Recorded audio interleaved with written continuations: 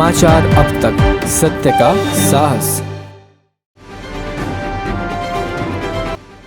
शरद मोहोळ खून प्रकरण, पत्नी राजकारणात तर पती रेकॉर्डवरील कुख्यात गुन्हेगार। नाशिकात वर्षभरात गुन्हेगारीत 33% वाढ। कोल्हापुरात पावनगडावरील अनधिकृत मदरसा हटवला। माजी क्रिकेटपटू रायडूची 8 दिवसात राजकारणाला सोडचिठ्ठी। डॉक्टर नरेंद्र दाभोलकर प्रकरण, कळसकर व अंदुरेच्या बहिणींची न्यायालयात साक्ष। पोलिसाला कानशिलात मारल्याप्रकरणी सुनील कांबळेंवर गुन्हा। स्वच्छ सर्वेक्षण स्पर्धेत पुण्याचा डंका, राष्ट्रीय पुरस्कारासह 5 स्टार रेटिंग। नाशिक जिल्ह्यातील 380 गावे वाड्यात तहानलेल्या।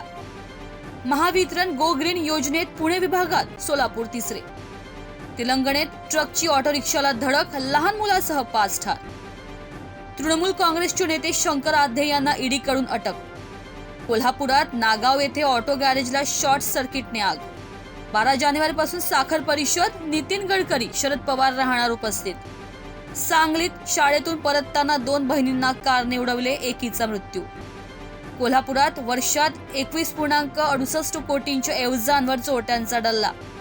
जितेंद्र आव्हाडांची डीएनए टेस्ट करा, गिरीश महाजन यांचं वक्तव्य।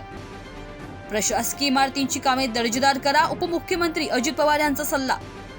पणजीमध्ये रहिवासी इमारतीत पॅरामेडिकल सुविधा बंधनकारक। शिर्डीमध्ये साई चरणी 10 दिवसात 16 कोटींचं दान। नागपूरमध्ये गुजरात यूपीमधून नायलॉन मांजाचा पुरवठा। मुख्यमंत्री एकनाथ शिंदे येणार नागपूर जिल्ह्यातील रामटेकच्या गडावर। नागपुरात JN1 व्हेरियंटचे 20 रुग्ण। कर्मचाऱ्याच्या मृत्यूने रेल्वेला ब्रेक, नागपूरच्या इतिहासातील पहिलीच घटना। मुंबईमध्ये फेरीवाल्यांनी केली महापालिकेच्या अधिकाऱ्यांना मारहाण। पालघरमध्ये 8 जानेवारीला पाऊस होण्याचा हवामान खात्याचा अंदाज। ईडी सीबीआयची कारवाई सुरू असलेले 95 लोक विरोधी पक्षातले सुप्रिया सुळे यांचं वक्तव्य।